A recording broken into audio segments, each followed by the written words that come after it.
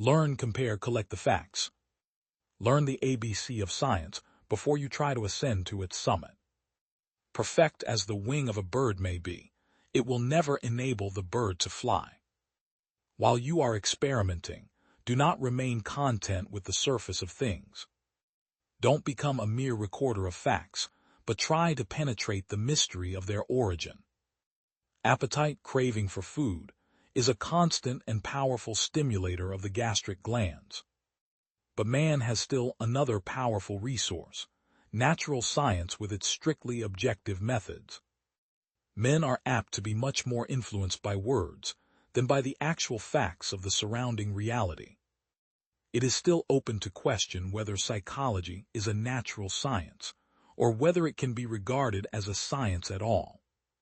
As we have seen, bread, and especially dry bread, evokes secretion of considerably larger quantities of saliva than meat. School yourself to demureness and patience. Learn to inure yourself to drudgery in science. Learn, compare, collect the facts. Never think that you already know all. However highly you are appraised, always have the courage to say to yourself, "I am ignorant." Do not become archivists of facts. Try to penetrate to the secret of their occurrence, persistently search for the laws which govern them.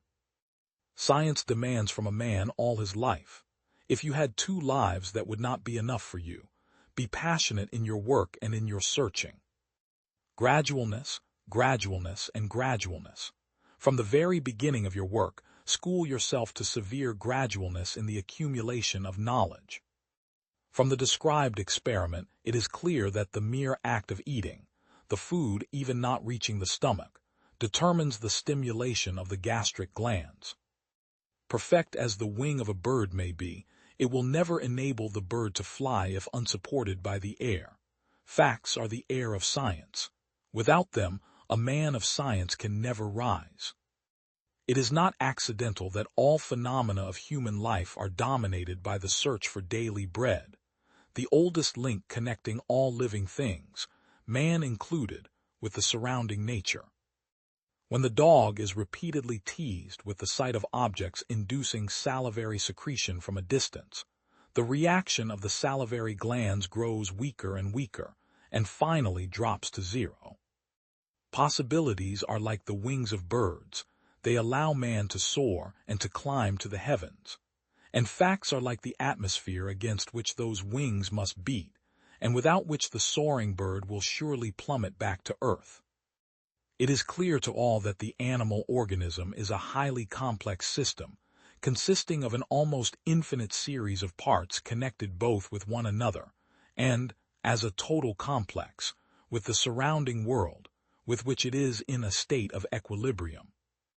It goes without saying that the desire to accomplish the task with more confidence, to avoid wasting time and labor, and to spare our experimental animals as much as possible, made us strictly observe all the precautions taken by surgeons in respect to their patients. I am convinced that an important stage of human thought will have been reached when the physiological and the psychological, the objective and the subjective, are actually united, when the tormenting conflicts or contradictions between my consciousness and my body will have been factually resolved or discarded. Mankind will possess incalculable advantages and extraordinary control over human behavior when the scientific investigator will be able to subject his fellow men to the same external analysis he would employ for any natural object, and when the human mind will contemplate itself not from within, but from without.